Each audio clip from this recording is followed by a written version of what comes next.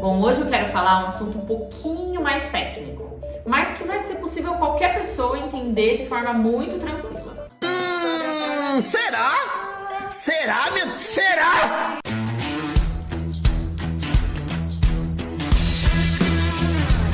A gente já falou, principalmente no ano passado, sobre evolução patrimonial e a sua importância dentro da declaração de imposto de renda. Nossa, relembra pra mim. Vou dar uma passadinha bem rápida. A evolução patrimonial é importante quando você pensa na sua declaração de imposto de renda, porque é aquela parte da declaração que você tem que olhar a diferença entre a sua evolução de bens e a sua evolução de dívidas. Nossa, eu tive uma evolução patrimonial quando eu olho para os meus bens de 10 milhões. E eu tive dívidas de 1 milhão. E eu não sei de onde eu tirei os 9 milhões. Preocupe-se.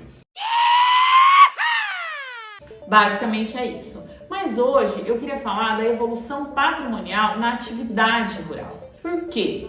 É muito comum a gente pensar nessa parte da declaração de imposto de renda, da evolução patrimonial, quando a gente pensa na pessoa física. Porém, quando a gente pensa num produtor rural, que a sua única fonte de renda é a atividade rural, a sua evolução patrimonial vai estar na parte da declaração que prevê atividade rural. O que eu quero dizer com isso?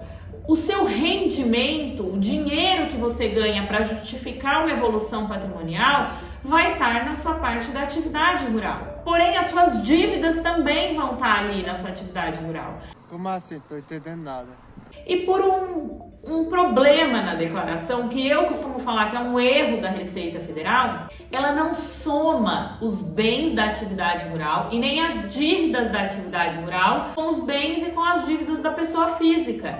Como são declarações que a gente imagina como se fossem separadas, quando a gente olha para a atividade rural, ela tem uma ficha própria, ela não soma esses bens e essas dívidas na pessoa física. E qual é o problema disso? Imagina eu, um produtor rural, que a minha única fonte de renda é a atividade rural.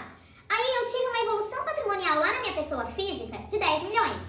De onde que eu tirei os 10 milhões para ter essa evolução patrimonial na pessoa física? Eu tirei da minha atividade rural, porque a minha única fonte de renda é a minha atividade rural. Mas eu tirei como? Eu tive 10 milhões de lucro? Não sei, eu tenho que ver se eu não tive dívidas na atividade rural que justificaram uma evolução patrimonial.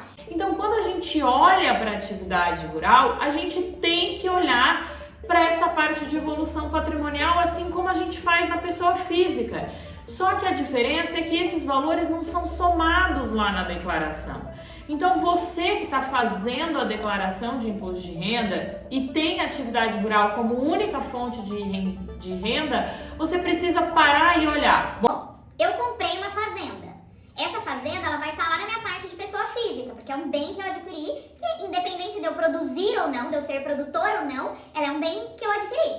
Então, ela vai comportar na minha evolução patrimonial como uma fazenda que eu adquiri. Só que eu não tive dívidas da pessoa física. Por algum motivo, eu peguei o meu dinheiro da produção rural para comprar essa fazenda e eu adquiri empréstimos para sustentar a minha safra do ano seguinte, que eu poderia sustentar tanto com o meu dinheiro do dia a dia como com empréstimos. Então, eu adquiri dívidas na atividade rural. Se eu adquirir dívidas na atividade rural, isso tem que servir de alguma maneira para compor o resultado que justifique essa evolução patrimonial. Parece assim uma conta de deixar qualquer um de cabelo em pé, mas não, pessoal, é pensar como um todo, coisa que a declaração não faz. A declaração ela partilha a ficha da atividade rural.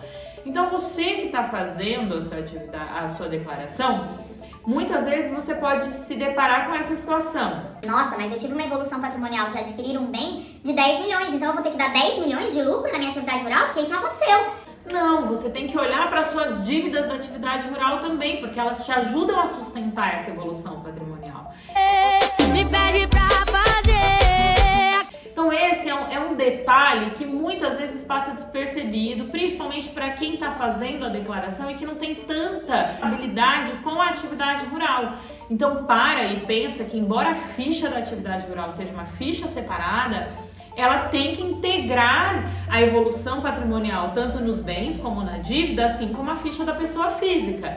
E você tem que olhar para isso dessa maneira, porque a Receita tem que olhar para isso dessa maneira. E a gente entende que provavelmente isso vai ser uma mudança que vai vir na declaração, porque a Receita já aplicou uma mudança que não existia na atividade rural, que eu vou falar no próximo vídeo para vocês. que era muito característica da pessoa física e que ajuda a compor essa questão de evolução patrimonial. Mas nesse momento o que eu quero que vocês pensem é: as suas dívidas e os seus bens da atividade rural precisam integrar a evolução patrimonial que você teve na pessoa física. Eu sei que é um assunto um pouco mais técnico, então se você tiver dúvida, manda pra gente, manda suas perguntas e curte o canal, assiste mais de uma vez esse vídeo que vai ficar mais fácil para você ver na sua declaração o que a gente está falando, e tenham atenção nisso, porque isso pode fazer com que você pague um valor de imposto muito menor do que se você não prestar atenção nessa questão de evolução patrimonial, tá bom? Fica com a gente, eu vou continuar falando de imposto de renda por mais um tempinho com vocês. Obrigada, pessoal!